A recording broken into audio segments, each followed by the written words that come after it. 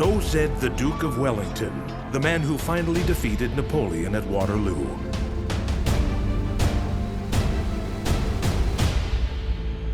War is a horrible business.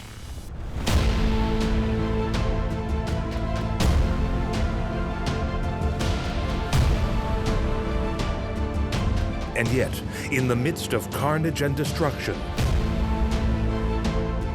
we can see heroism,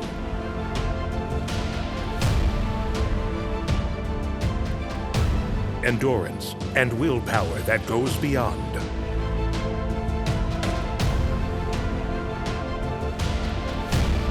They lived by the sword and they died by the sword.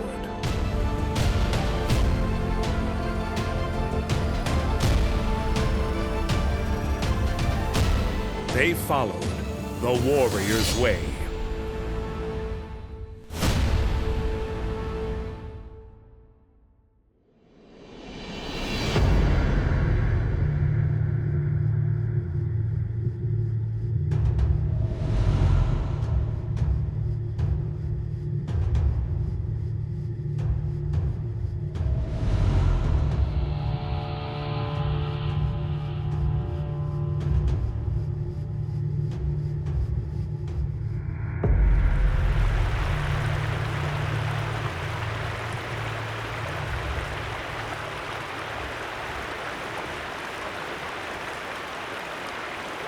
The Vikings were ferocious sea-going warriors, pirates, and traders who raided and settled across a broad swath of the globe from the 8th until the 11th century.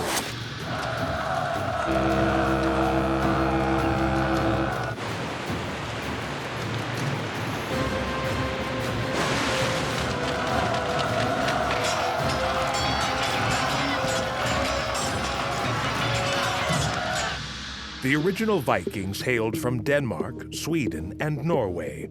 They were skilled navigators and traders and knew the coasts of Europe like the veins of an arm. When we think of Vikings, we think of Viking raiding parties. And when it comes to Viking raids, it was the attack on Lindisfarne Monastery off the coast of Northumberland in 793 AD that sealed the Vikings' brutal reputation.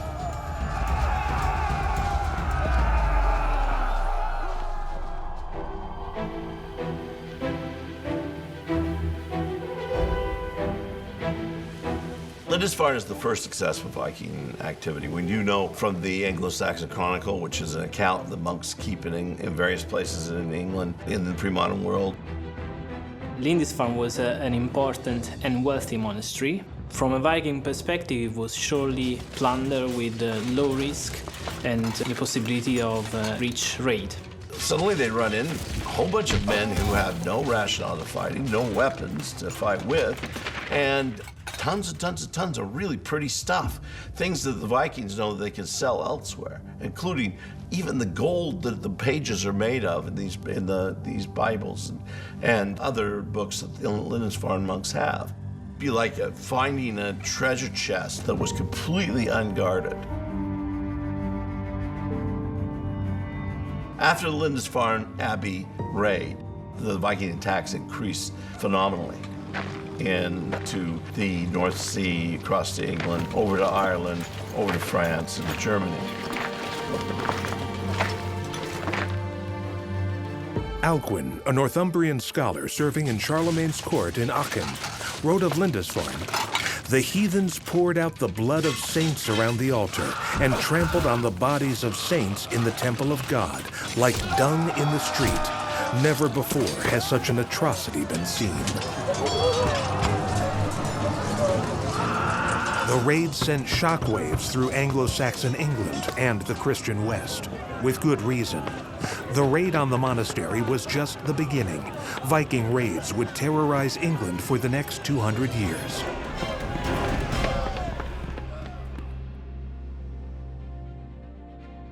The Vikings were known all over Europe for their longships, by means of which they could just pop in the right moment and at the right place, crossing seas and rivers. They were odd individuals no matter what, the ones who decided, geez, farming isn't for me. So let's go on and see what else I can do that might be profitable. They were surely very fierce and savage, although in the last decades there has been a debate among scholars, because some of them suggested that as we rely on sources that were written by the people who actually were attacked by Vikings, maybe the sources are in a way exaggerating the ferocity of the Vikings. From one point of view, we can say that the alleged savagery of the attacks of the Viking can also be referred to the type of information, the type of historical information and chronicles that we have, which all come from the hands of the monks, of the Christian culture, the Christian world. So they used to depict the Vikings in a specific way, in a terrible way, we can say. But on the other hand, we can also say that these Vikings were as brutal and savage as all the other warriors in the medieval era. The Viking chieftains would decide on a target and plan their raid in advance. They would strike under cover of darkness with lightning speed and a savagery unprecedented even for medieval times.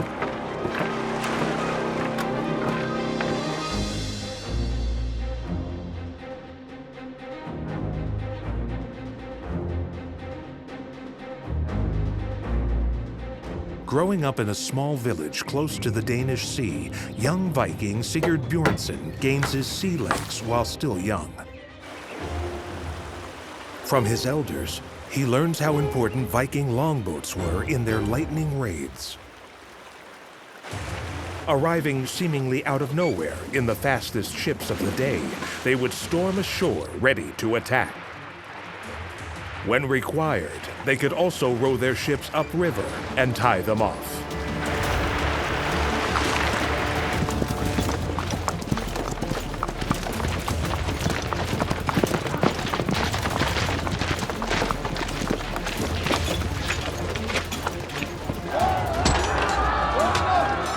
The Vikings did not like attacking large groups of people. They were never very many themselves. Maybe a ship full, maybe two ships. Perhaps at times they could get even more. But usually it's just one ship and it's raiding an area. The Vikings developed navigation skills that were pretty much advanced. We can see these when we analyze the several battles that they managed to win on the sea, although they also managed to lose many of them. We can also see these at the center of their expeditions, of their journeys through the seas and through the ocean. So Eric the Red, for example, is famous for having traversed the ocean, reaching the American continent and what is nowadays Canada.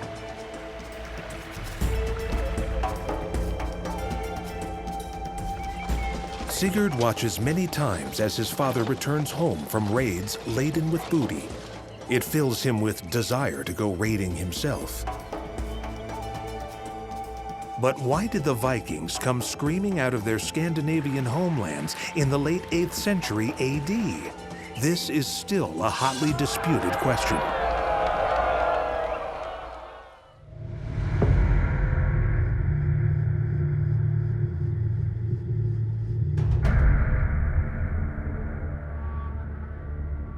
The young Viking Sigurd Bjornson is a second son, destined to be a warrior, a born fighter.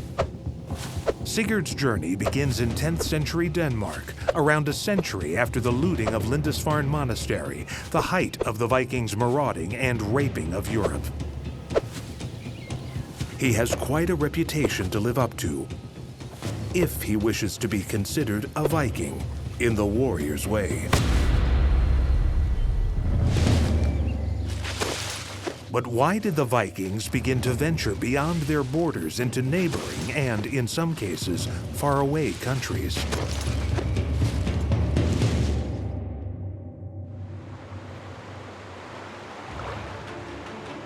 Historians point to a rising population, more mouths to feed, combined with poor harvests. At the same time, the Vikings' skill as shipbuilders and as navigators had grown in leaps and bounds.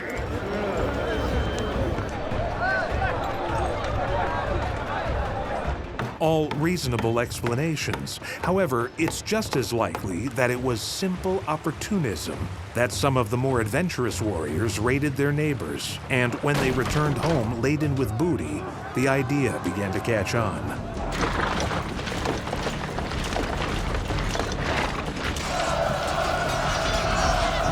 Although there was a lot more to Vikings than their raids on villages, monasteries, and convents. It was for these assaults using shock tactics that we will always remember them. These were warriors who were taught to fight from boyhood.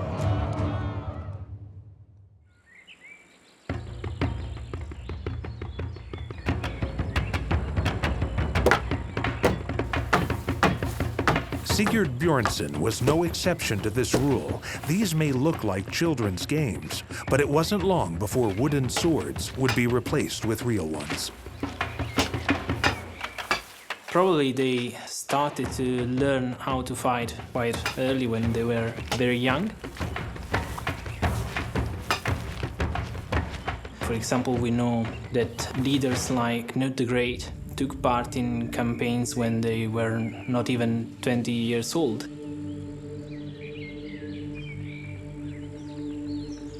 Or another war leader like Harald Hardrada was wounded in a battle when he was just 15. Young warriors like Sigurd Bjornson were not only expected to become marksmen, they were supposed to be able to throw their javelins high over the ranks of their enemies. Every young Viking lad would need to master archery. The bow and arrow was used for hunting, and archery tournaments were common. The Viking sagas have many archery contests.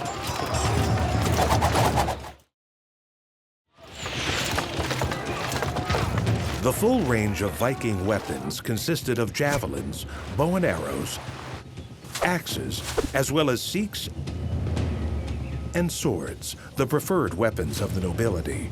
For Vikings, as much if not more than medieval knights, swords in particular had an almost mythical dimension.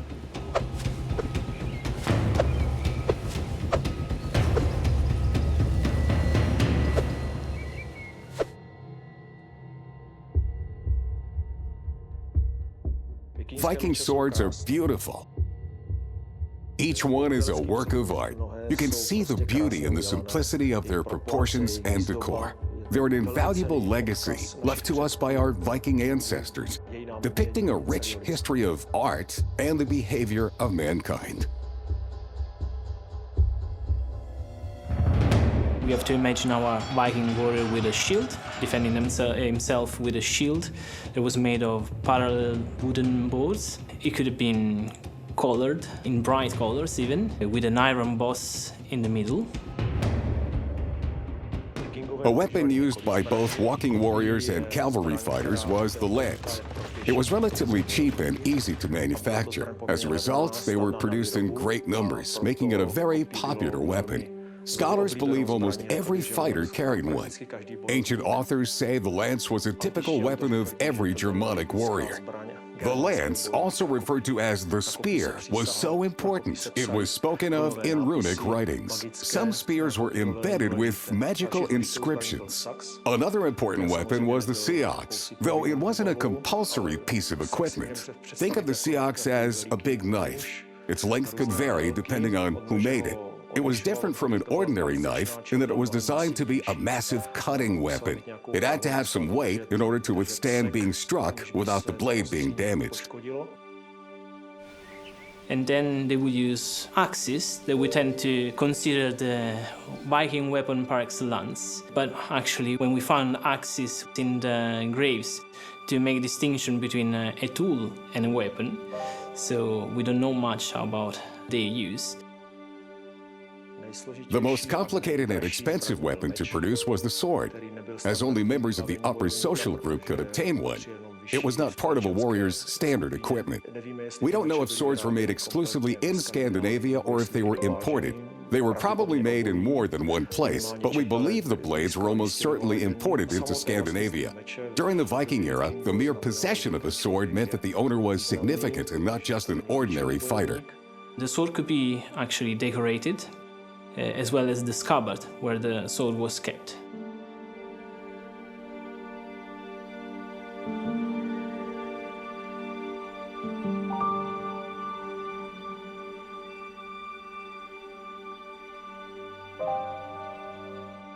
Some of the souls in the Icelandic sagas even have names. This suggests that they were considered really important by Viking warriors.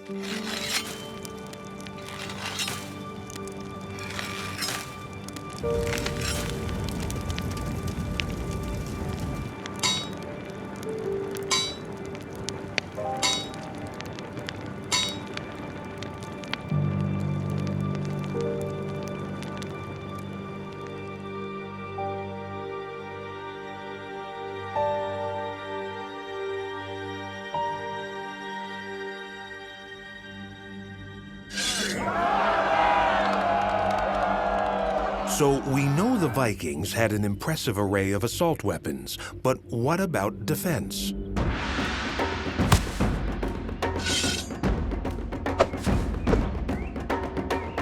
Not all warriors could afford a helmet or armor, but they all carried a shield into battle. Many Viking warrior remains have wounds to the head and legs, where the shield could not protect them. Shields could also be used as makeshift stretchers to carry wounded, and shields could even be used as weapons, something that Sigurd particularly appreciates. Vikings wore armor.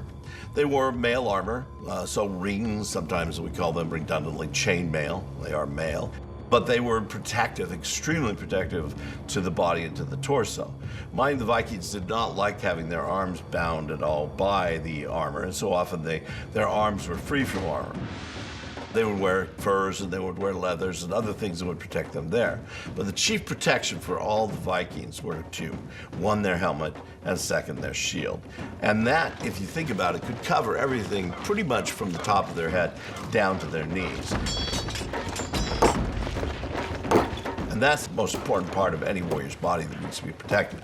If you've got a wound in the arm or a wound in the leg, you can pretty well survive it. But if you've got a wound to the torso, especially if it affects the organs, or if you have a wound at all to the head, you're not going to make it. So the shield was particularly made. Now, it was usually just wood, but it was made with lots of metal bits, and it was really thick, and it was pretty heavy. And the Vikings would use this in conjunction with others. If they did need to fight together with another person, in conjunction with others, where they could overlap those shields and actually make a field fortification, what we call a shield wall, and that would protect them on a battlefield about as well as anything.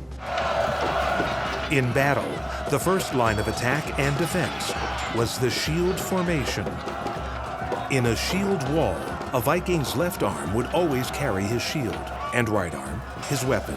Otherwise, the shields would not have been able to overlap. Of course, the image of the Viking handed down over the last century or two also includes Vikings wearing those famous horned helmets. Actually, the idea that the Viking warriors were wearing horned helmets comes from the 19th century. It's a romanticized way of looking back to these savage warriors, and you find some description pointing to this direction also in some of Wagner's operas. We can say that it would be really unpractical for a soldier, for a warrior, to wear a horned helmet, because this would expose the warrior himself to all the various items and weapons and objects that would be thrown against him.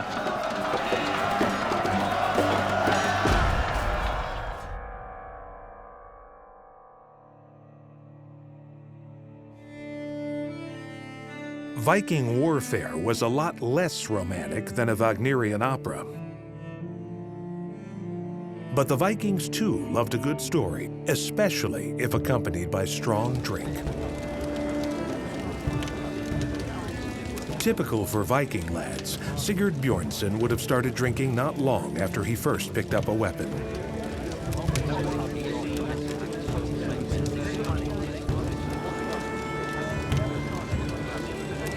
This was the place to be, the mead hall of a liege lord, where the festivities could go on for days. Here Sigurd hears all the epic tales of Viking warriors who came before him, whetting his appetite for what lies ahead.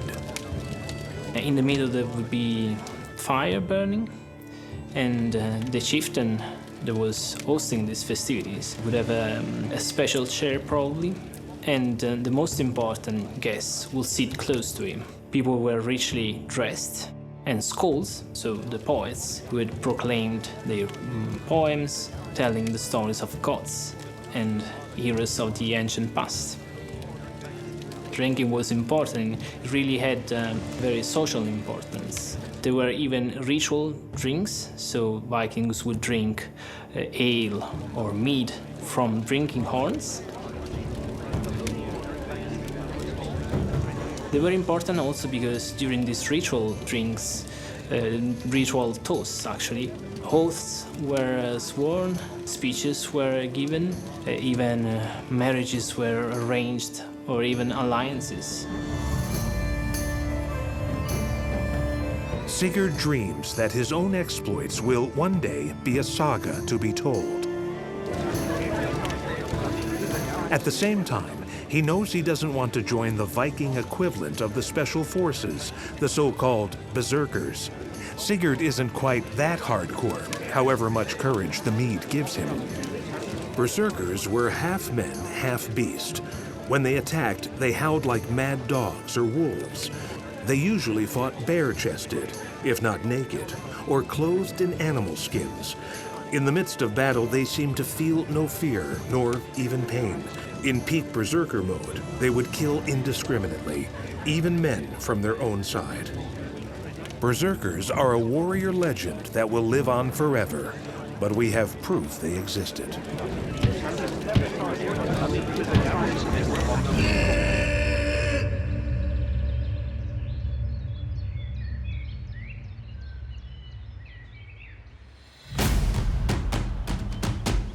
In Viking culture, women were also expected to fight. Shield maidens were mythological female warriors, remarkably tough and fierce. We know Viking women, unlike many of their contemporaries, could own property and divorce their husbands. But did they really fight alongside their menfolk? Shield maidens feature heavily in Norse sagas and also crop up in the artwork of the time. But myth or reality, the jury is still out. What usually happens is that the sex of a person who is buried is judged either by the human remains or by the goods that were buried with this person. So most of the times, if they found a person buried with weapons, they would assume it was a man. But recently, some scholars demonstrated that, apparently, one of the skeletons that was buried in Birka, in Sweden, and was buried with weapons, was considered a man, but actually was a woman. So, re-examining the human remains of this burial, they came to the conclusion that it was actually a woman, and so they wanted to demonstrate that Viking women warriors actually existed, as it is told in literature and in various legends.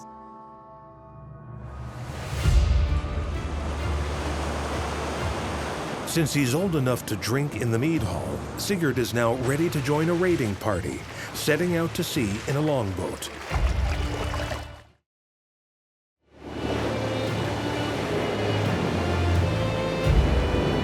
These were sinister yet beautiful-looking vessels. In their day, the prow of a Viking longboat must have been as terrifying as the sight of a German U-boat periscope during World War II. More so, because when the Vikings dealt out devastation, it was up close and personal. The chief bottom line of anything is the Vikings were probably the best shipbuilders that ever occupied the world. They knew how to build ships, and they knew how to keep the ships dry. They knew how to keep the ships light. They knew how to keep the ships flexible. They could lengthen them, but they knew also if they lengthened them, they had to make them thinner. If they widened them for cargo reasons, they had to make them shorter. Well, they could even be 30 or 35 meters long. For example, judging from some Viking ships that were found in Roskilde in Denmark. The crew will be of 50 or even more men. They were long. They also have a very shallow draft. So that means that they were very maneuverable. but they were not very stable in high sea. When they needed long ships, like the case of one in Roskilde, for example, it was long. It was quite long, quite narrow, held about 60 oars on each side, so about 120 oars total. And each oar could have one or more Vikings, so maybe around 250 Vikings in the vessel, counting those who would be the leaders and other things.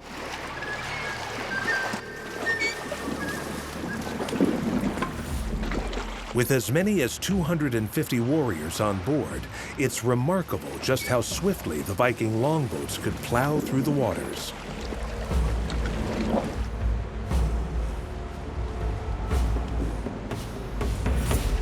Five or 6 knots, that means 10 kilometers per hour, and even an average speed of 7 knots when it was propelled by sail, with peaks of even 10 knots.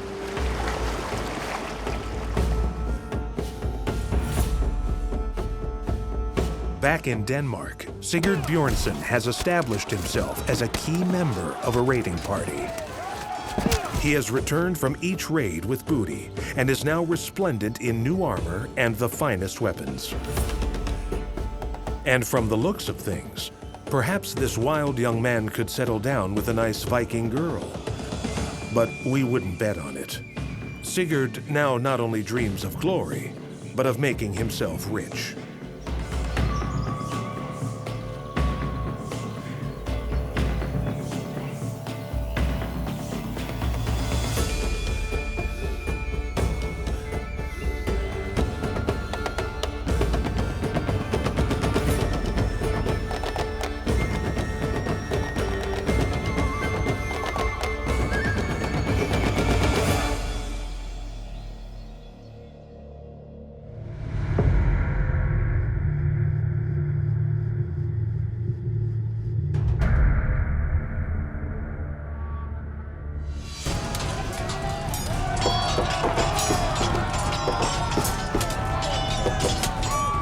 War?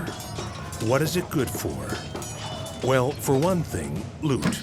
In some ways, the Vikings were as much gangsters as they were warriors. In the 10th century, they set up the world's first ever protection racket. It was known as Danegeld and sometimes Herregeld. These were taxes levied by the Danes in Anglo-Saxon England, and in return for paying them, local chiefs could be fairly sure their township would not be targeted in the next Viking raid. Danegeld sometimes misunderstood. It really was flexible. The Danegeld could be paid as a ransom to Vikings to stay away. It's like protection money to stay away from the towns. There could be a Danegeld paid by other Vikings to other Vikings. It could be a tax by Viking protectors of local peoples. That seems to be what it eventually comes to be, is Vikings who are settled but are now going to protect the locals with their skills, their military skills. Flexible it might have been, but not to pay it was to invite retribution without mercy. We know at least one famous example of, not strictly speaking a Danegeld, but a tribute that was not paid to the Vikings. And this story happened in 1012, when the Vikings arrived in Canterbury. They sieged the city, and then they asked for a tribute to be paid. And the population actually paid this tribute. But the archbishop was their prisoner. The Viking took him as a prisoner, and they asked for further money, for another sum, to free the archbishop. And apparently the archbishop didn't want the people to pay even more to free him. So eventually, during a Viking feast, when the Vikings were drunk, they killed him. These kinds of episodes ensured that payments were invariably delivered in full and on time, and with each Danegeld payment, the Vikings gained in strength and kept returning with higher demands. Put it this way, the Danegeld in the year 990 AD was 11,500 ounces of silver. 22 years later, it had increased over 5,000% to 650,000 ounces of silver. From raiders, Vikings had evolved into loan sharks and protection rackets, giving them a permanent foothold in communities.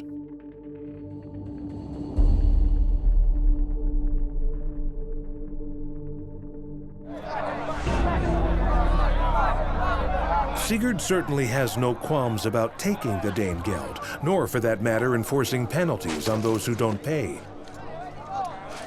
In fact, he enjoys his work. But while the Vikings may have been pirates, looters, and loan sharks, they were also explorers. They were the first Europeans to reach North America, where they actually settled down in a few places.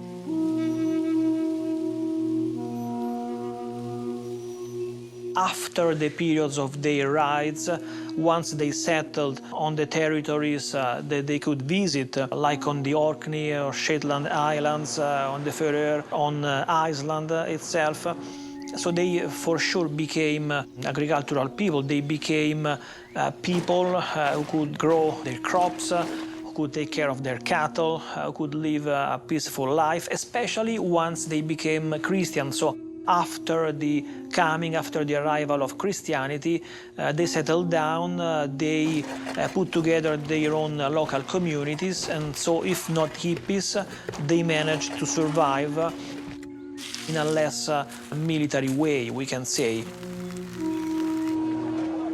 Pretty soon, certainly by the end of the 10th century, half of northern England is Anglo-Scandinavian. They now have so many Viking settlers. There's some idea that the ginger hair color in an Irishman comes from the Danes, because so many Danes had settled in Ireland, including founding the city of Dublin. So the Vikings, unlike many, many other raiding peoples, they did tend to spread out. The Rus were Vikings. So Russia, the Rus land, was Vikings.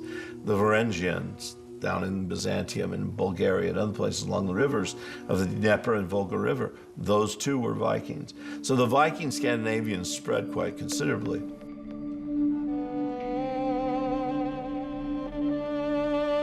This is Lons aux Meadows, a Viking settlement in Canada's Newfoundland territory. It's over 1,000 years old.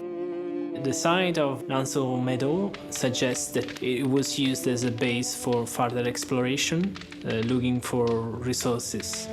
For example, some butternuts were found there, and we know that they grow only 800 kilometers south than Lons aux Meadows. That means that they will actually stop there and then travel again to reach other places.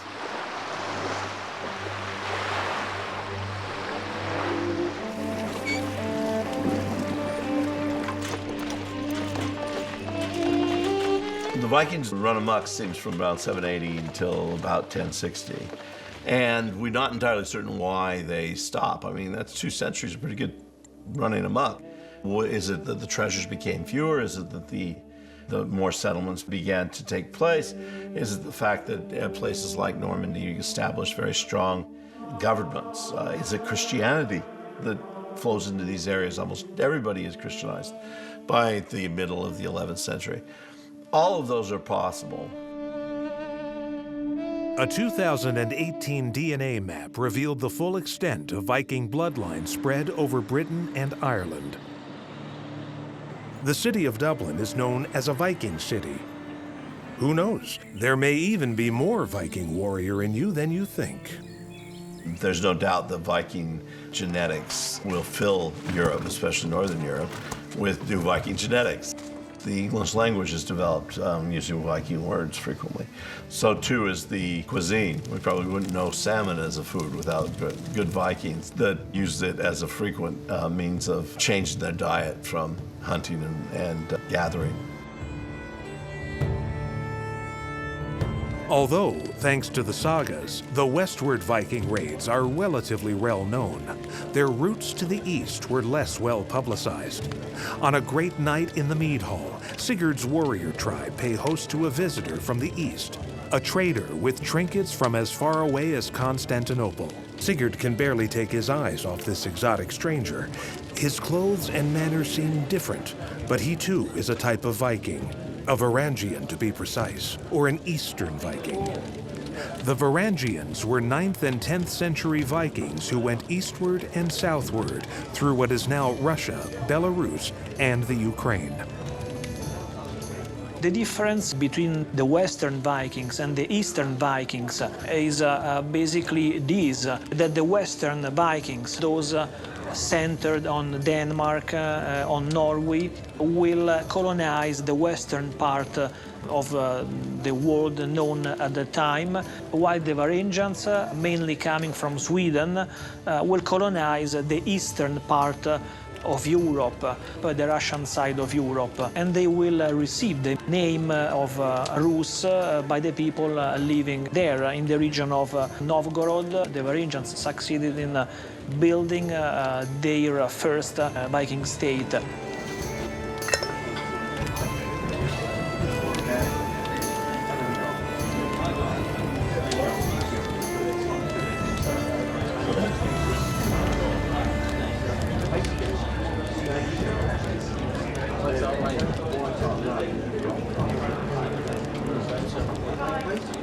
Sigurd is drawn to the merchant and his tales of the Varangians. These Eastern Vikings who ruled over the medieval state of Kievan Rus, modern-day Ukraine, but roamed as far as the Mediterranean. In Constantinople, modern-day Istanbul, they formed the Byzantine Varangian Guard, serving the Eastern Roman Empire. The Varangian Guard that was formed in Byzantium was a group of individuals from the north, and they didn't all have to be Scandinavians. We know that Anglo-Saxons and French actually participated as well. It was a group that were mercenaries that had gone pretty much for reasons that we're told in some of the sagas the reasons could be as much as a crime, treason, something along these lines, and then they flee and get away and go for employment, and that's where they can get good employment. They were very, very strong elite warriors within the Byzantine army, and the Byzantines counted on them quite a bit. So probably the Varangian Guard received the weapons from, the weapons were provided from the Eastern Empire, so they would receive helmets, probably with the chainmail protecting the neck, and then they would have also scale armors, so that was possibly different from what they would use in Scandinavia, and probably the most important difference was the shield. There was not a round shield anymore, but was a kite shield, bigger and longer shield that would protect a bigger portion of the body.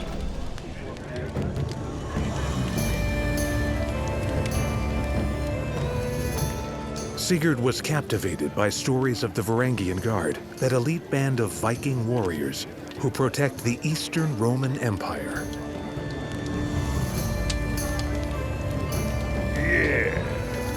He dreams of going to Constantinople himself one day, but he may be on his way sooner than he thinks.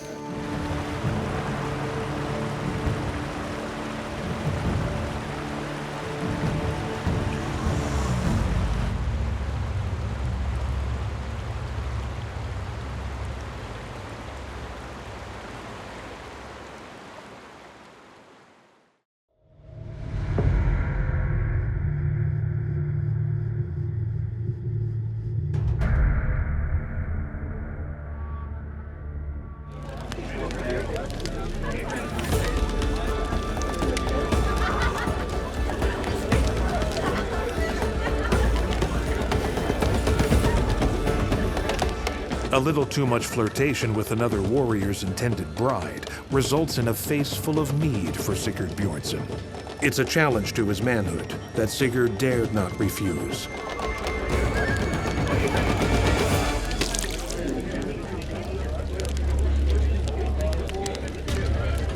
There is a traditional way for these kind of disputes to be settled, and it isn't by flipping a coin. The holmgang, or Viking trials by combat, were the accepted way of settling disputes. Whichever man won, well, his was the more just cause, for the gods had so willed it. And it was practical too, because as the holmgang was frequently a trial to the death, the loser wouldn't be around to complain.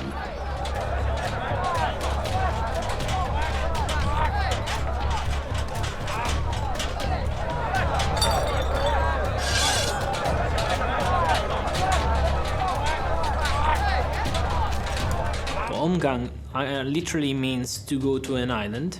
The source that lists the rules of the Omgang in a more detailed way is Cormac's saga.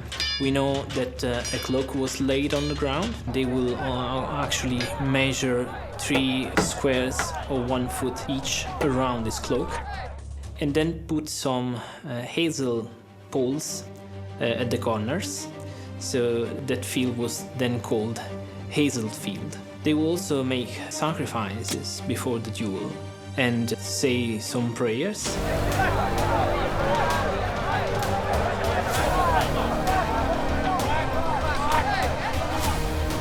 And then they will start fighting. Every fighter had the right to have 3 shields, and a companion of him would hold the shield during the fight, so actually contributing in a very active way to the duel. And when all the shields were destroyed, the fighters had to go on to the cloak and then fight with their weapons. The one who was challenged had the right to strike the first blow. When someone was wounded, the duel could actually stop, or they could decide to go on.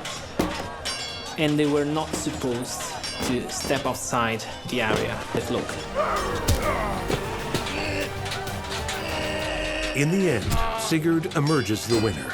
But soon after, the consequences of his victory begin to sink in, as the family of his victim are influential in the Viking hierarchy and put pressure on Sigurd to leave. Perhaps it is time he too considered going east. The Viking world in the 10th century covers a lot of territory.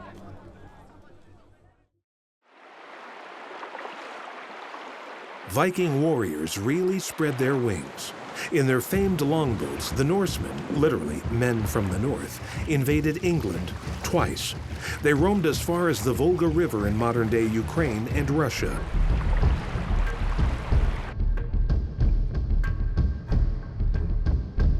But then, by the mid-11th century, the Viking Age came to an abrupt end. But why?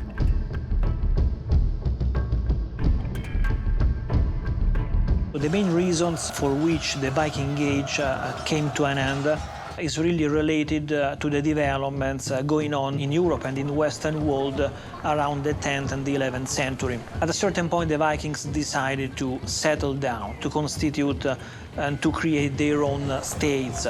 This happened in what is nowadays Normandy, which actually is the northern region of France, receiving its name by the Norsemen, Vikings, who settled down there around the 10th century. So they became sort of allies to Charles the Simple, the king of the Franks, and they decided to settle down there under their own ruler Rollo. Who knows how long the Vikings themselves expected to last, or if they even thought about such things. Most Viking warriors did not live until old age. The Vikings believed that in the afterlife, the bravest warriors went to Valhalla, where they would spend their days battling each other. The nights would be given over to drinking, feasting, wine, women, and song. They'd all get up the next day and do it all over again. The whole point of life for the Vikings was to test oneself against adversity and then celebrate one's victories. But if the battle went against them, they would fight to the last man and embrace an honorable death, to live again in the afterlife. That was the Viking way. By Odin's eye, that was the warrior's way. Vikings are an elite force, elite military force, in perhaps not in the way that they fought, perhaps not in the technology and tactics or their leadership. They were an elite force in what they believed in the honor of fighting. As a warriors, probably they can teach other warriors of other ages is the importance of surprise, of the courage of risk for more, seek for more, as a civilization rather than just simply warriors. Possibly the skill to adapt to different situations and also to merge with other populations.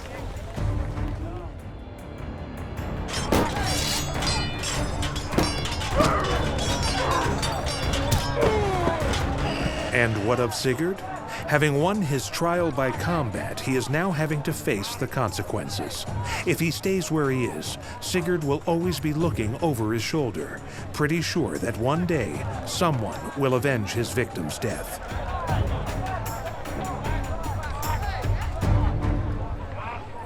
And so, remembering the tales of the East that had always enthralled him, Sigurd decides to make his way to Constantinople.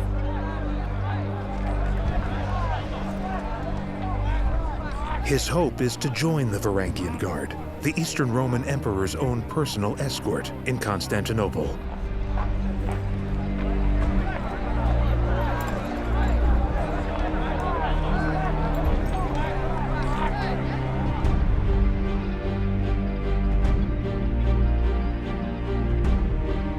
Istanbul, once Constantinople. Looking at the city today with its Islamic landmarks, it seems an unlikely place for Vikings to have inhabited.